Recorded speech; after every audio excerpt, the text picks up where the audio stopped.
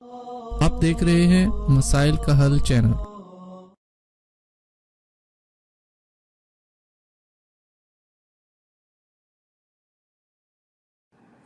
بسم اللہ الرحمن الرحیم، الحمدللہ رب العالمین، والصلاة والسلام علی سیدنا حبیبنا محمد وعلی آلہ واصحابہ اجمعین۔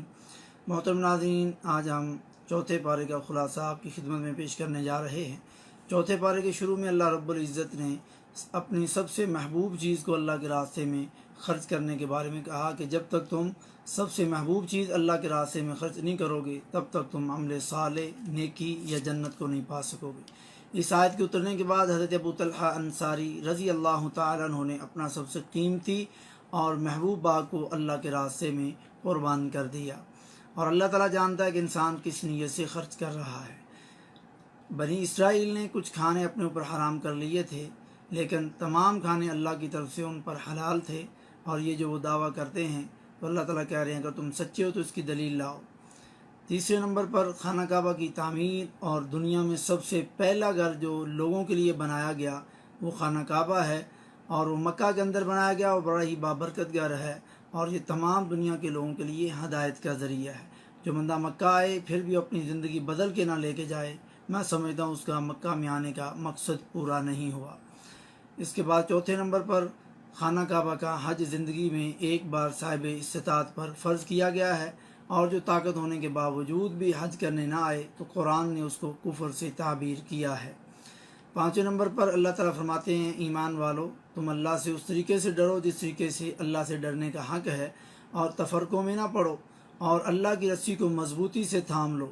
تفرقے میں پڑھنے کا مطلب یہ نہیں کہ انسان کا کسی مسئلے میں اختلاف ہو جائے۔ اختلاف صحابہ کرام کے اندر بھی تھا، لیکن اگر اس اختلاف کا محور قرآن اور حدیث ہے تو پھر یہ تفرقہ نہیں، لیکن اگر محور شخصیت پرستی ہے یا کوئی اور چیز قرآن و حدیث کے علاوہ ہے تو یہ تفرقہ بازی ہے۔ اور جنہوں نے آیت نمبر 105 میں جنہوں نے روشن دلیلیں قرآن و حدیث آ جانے کے بعد تفرقہ ڈالا، ان کو بڑا عظیم عذاب دیا جائے گا۔ یہ امت سب سے بہترین امت ہے۔ اس امت محمدیہ کو اس لیے سب سے بہترین اور افضل ترین امت کہا گیا کیونکہ اس کا کام نبیوں والا ہے، نیکی کے کام کرنا اور برائی کے کاموں سے لوگوں کو روکنا۔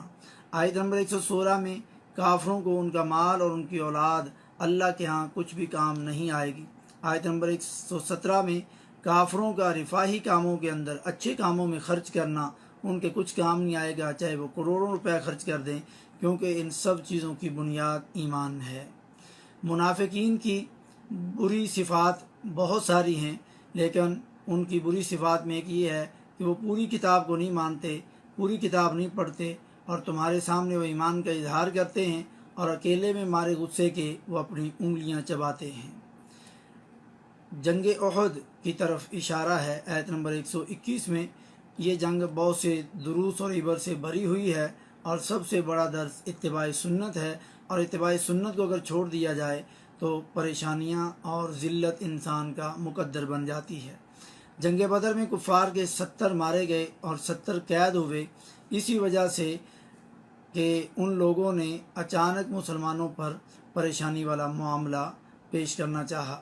اللہ رب العزت نے پھر 3000 فرشتے اتار کر کے ان کی مدد فرمائی، اور فرمایا کہ صبر کرو گے تو اللہ تعالیٰ 5000 فرشتوں سے تمہاری مدد کرے گا۔ آیت نمبر 128 میں اللہ تعالیٰ نے فرمایا پیغمبر آپ کے اختیار میں کچھ نہیں، اللہ چاہے تو ان کی توبہ قبول کرے یا عذاب دے، کیونکہ وہ ظالم ہے۔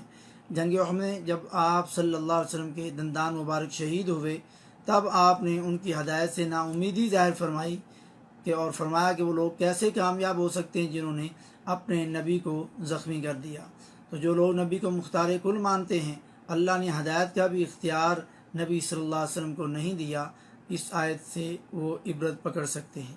اور آیت نمبر 129 میں اللہ تعالیٰ نے فرمایا زمین و آسمان میں سب کچھ اللہ کا ہی ہے، وہ جسے چاہے معاف کرے اور جسے چاہے عذاب دے۔ سود کو بڑھا چڑھا کر کے کھانے سے بھی پھر اس صورت میں اور اس بارے میں منع کیا گیا، اور اللہ سے ڈرنے کا کہا، کیونکہ انکار کرنے والوں کے لیے آگ تیار کی گئی ہے۔ اللہ کن لوگوں کو پسند فرماتا ہے جو آسانی اور مشکل اوقات میں اللہ کے راستے میں خرچ کرتے ہیں اور غصہ پی جاتے ہیں اور لوگوں کو معاف کر دیتے ہیں۔ انسان کے اوپر پریشانی کے معاملات ہوتے ہیں، انسان مایوس ہو جاتا ہے یا پریشان ہو جاتا ہے، تو اللہ تعالیٰ فرماتے ہیں وَتِلْكَ الْأَيَّامُ نُدَاوِلُهَا بَيْنَ النَّاسِ، ایام کا بدلتے رہنا، آج برے ہیں تو کل اچھے بھی آئیں گے انشاءاللہ۔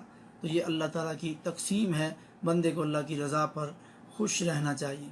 نبیوں کے بارے میں لفظ موت یا لفظ وفات کو استعمال کرنا لوگ نبیوں کی گستاخی سمجھتے ہیں اور بے ادبی سمجھتے ہیں، اور اس بندے کو دائرہ اسلام سے خارج سمجھتے ہیں۔ یہ صرف اندھی تقلید، تعصب اور جہالت کا نتیجہ ہے، جبکہ اللہ پاک نے خود موت کا لفظ استعمال کیا۔ آیت نمبر 144 میں فرمایا وما محمد الا رسول قد خلت من قبلہ الرسل افإن مات او قتل، کہ اگر آپ کا انتقال ہو جائے، یعنی آپ فوت ہو جائیں یا آپ کو شہید کر دیا جائے، تو کیا یہ لوگ اپنی ایڑیوں کے بل پھر جائیں گے؟ جو ایڑیوں کے بل پھریں گے وہ اپنا ہی نقصان کریں گے۔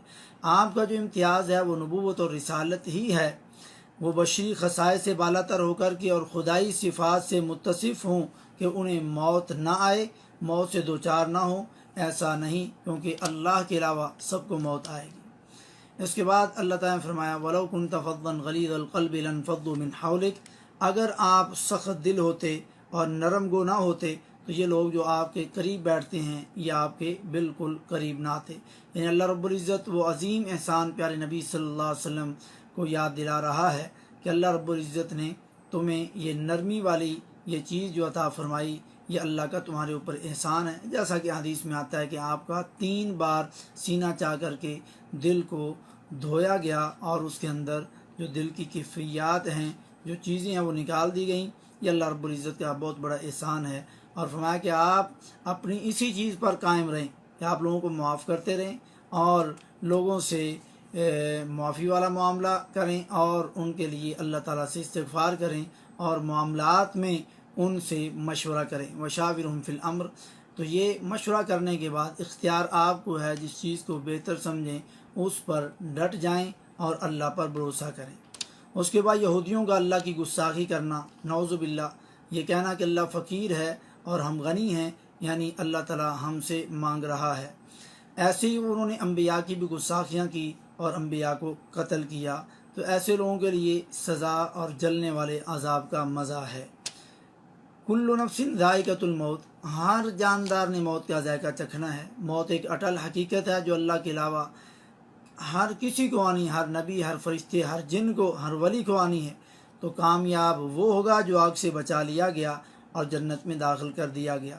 اس کامیابی کی کیا ہم سب ویسے ہی محنت کرتے ہیں جس طرح دنیا کی ہم کامیابی کی میں اور آپ محنت کرتے ہیں؟ یہاں پر سب سے پہلے میرے لیے، پھر آپ بھائیوں کے لیے سوچنے کا مقام ہے کہ ہم سمجھیں کہ کیا ہم حقیقت میں کامیابی کما رہے ہیں یا نہیں۔ کامیابی 4 چیزوں پر منحصر ہے، جیسا کہ فرمایا صبر کرو، اصبرو، صبر کرو، ثابت قدم رہو، مصابرہ یعنی صابرو، تھامے رہو میدان جنگ میں، جمے رہو، ڈٹے رہو، مرابطہ، رابطو، اور جہاد کے لیے تیار رہو، تقوی، خوف خدا، واتقوا اللہ، اور اللہ سے ڈرتے رہو۔ یہاں پر سورہ آل عمران کا اختتام ہو رہا ہے اور سورہ نساء کا شروع ہو رہا ہے۔ سورہ آل عمران اور سورہ نساء کا آپس میں کیا ربط ہے؟ سورہ آل عمران میں مسلم معاشرے کی تعمیر نو کی گئی اور سورۃ النساء میں مسلمانوں کے خانگی اور گھریلو معاملات کی درستگی کی گئی۔ سورہ آل عمران تقوی اور خوف خدا پر ختم ہوئی، جیسا کہ واتقوا اللہ، اور سورۃ النساء تقوی اور خوف خدا سے شروع ہوئی، اور رشتے ناطے توڑنے سے بچو اور صلہ رحمی کرو۔ سورہ آل عمران میں، سورہ نساء میں رشتے ناطے توڑنے سے بچانے کا اور صلہ رحمی کا حکم دیا گیا، اور یتیموں کا مال فضول خرچیوں میں ضائع نہ کرو، جب وہ بالغ ہو جائیں تو ان کا مال ان کو لٹا دو، جب وہ میچور ہو جائیں، فرق کرنے والے ہو جائیں۔ یتیموں کا مال کھانا ایسے ہے جیسے انسان اپنے پیٹ میں جہنم کی آگ بر رہا ہے۔ سورہ نساء کے اندر تعدد زواج، ایک مرد ایک وقت میں 4 شادیاں کر سکتا ہے، 4 نکاح کر سکتا ہے، اس شرط کے ساتھ وہ انصاف کرے اور ادائیگی حقوق کرے۔ اگر وہ یہ نہیں کر سکتا تو اس کے لیے ایک ہی بہتر ہے، یا بیوی کے ساتھ لونڈی سے فائدہ اٹھائے۔ مگر بندوں کے ساتھ رہ کر کے، جو معاشرہ ہمارا مسلم معاشرہ ہے، ہم پاکستان سے اور جس معاشرے میں ہم رہتے ہیں بر صغیر میں، ہندوؤں کے ساتھ رہ کر کے ہمارے جو رسم و رواج ہیں وہ بھی ہندوؤں سے جا ملے ہیں۔ آج کا مسلمان اور خواتین و حضرات دوسری شادی کا نام لینے کو عوام کے سامنے حتیٰ کہ دینی گرانوں میں یہ گناہ سمجھا جاتا ہے، جیسا کہ اس بندے نے کوئی برائی کی بات کر لی، کہ سوال کیا جاتا ہے کہ شادی کیوں کرنی ہے دوسری؟ آپ کی پہلی بیوی نہیں ہے، آپ کے بچے ہیں، جی ہیں، بیٹے بھی ہیں، بیٹیاں بھی ہیں، جی بالکل ہیں، تو پھر آپ کیوں شادی کر رہے ہیں؟ میرے بھائی، یہ معاشرے کو چلانے کے لیے اللہ رب العزت نے مرد کو 4 شادیوں کا حکم دیا اور ساتھ میں شرط لگا دی، لیکن اگر وہ یہ نہیں کر سکتا تو پھر ایک پر ہی اکتفا کرے۔ لیکن ہمارے معاشرے میں کوئی بندہ زنا کر لے، وہ خفیہ لوگوں سے، عورتوں سے دوستیاں کر لے، خفیہ میل جول کر لے اور بیوی کو پتہ بھی چل جائے تو یہ اس کی نظر میں چلے گا، لیکن وہ دوسری شادی کر لے، یہ کسی صورت میں گھر والے، معاشرے والے اور بیوی کسی صورت میں تیار نہیں ہوتی۔ یہاں پر ہمیں اپنے ایمان کا محاسبہ کرنا چاہیے کہ اللہ کا حکم ہم مان رہے ہیں یا نہیں۔ اس کے بعد بیوہ عورتوں کو ان کے حق میں خوشی سے ادا کرنے کا کہا گیا۔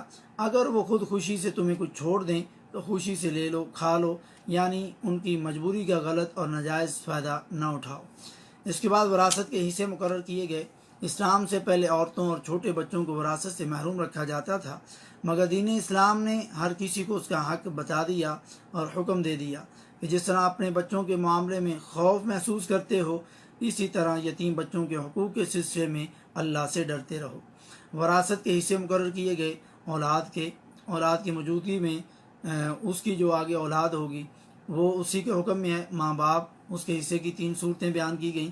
بیوی کا حصہ مقرر کیا گیا۔ کلالہ یعنی وہ میت جس کی نہ اولاد ہو نہ اس کا باپ ہو، ایسے کلالہ کا بھی وراثت میں حصہ بیان کیا گیا۔ اور تقسیم حصص جو ہے اس قید کے ساتھ کہ پہلی وصیت ادا کر دی جائے۔ وراثت نہ دینے والا اللہ کی حدود کو پھلانے والا ہے اور اس کے لیے جہنم ہے۔ جو اللہ اس کے رسول کی نافرمانی کرے گا اور اللہ کی حدود کو توڑے گا، اس کو ہمیشہ کے لیے جہنم میں ڈالا جائے گا۔ تو یہ مرنے سے پہلے جو موت کے وقت توبہ کرے گا تو وہ توبہ قبول ہوگی۔ مرنے سے پہلے جو توبہ کرے گا وہ توبہ قبول ہوگی، لیکن جو موت کے وقت توبہ کرے گا، ایسی موت کے وقت توبہ قبول نہیں کی جائے گی۔ کچھ خواتین سے نکاح کرنا ہمیشہ کے لیے حرام کر دیا گیا۔ ان کو محرم عورتیں کہا جاتا ہے۔ محرم عورتیں ان کی اقسام ہیں، وہ نسبی لحاظ سے ہوں یا رضائی لحاظ سے، ان کے ساتھ نکاح جائز نہیں۔ مائیں، بیٹیاں، بہنیں، پھپھیاں، خالائیں، بھتیجیاں، بھانجیاں، ساس، اس میں بیوی کی نانی اور دادی بھی شامل ہے، اور جو عورت ہے اس کے لیے اس کا شوہر جو ہے اس کے لیے ہمیشہ کے لیے اس سے نکاح نہیں ہو سکتا۔ اور اسی طریقے سے باپ کی دوسری بیوی یعنی سوتیلی ماں، بہو اور ربائب یعنی جس عورت سے شادی کی اگر اس کے پہلے خاوند سے بچے ہیں، یعنی سوتیلی جو بیٹیاں ہیں ان سے نکاح نہیں ہو سکتا۔ یہ رشتے نسبی تعلق سے ہوں یا رضائی تعلق سے ہوں، ہمیشہ کے لیے ان کے ساتھ ابدی نکاح کرنا حرام قرار دے دیا گیا۔ کچھ عارضی نکاح جن سے حرام ہے، جیسے بیوی کی موجودگی میں اس کی دوسری بہن سے نکاح نہیں کیا جا سکتا۔ اسی طریقے سے بیوی کی خالہ، بیوی کی پھوپھی، بیوی کی بھتیجی اور بانجی سے بھی نکاح کرنا حرام ہے، یعنی ایک ساتھ 2 بہنوں کے ساتھ نکاح نہیں کیا جا سکتا۔ یہ چوتھے پارے کا مختصر خلاصہ ہے۔ اللہ رب العزت ہمیں قرآن پاک سمجھنے کی اور اس پر غور اور فکر کرنے کی، پھر عمل کرنے کی توفیق نصیب فرمائے۔ وما توفیقی الا باللہ۔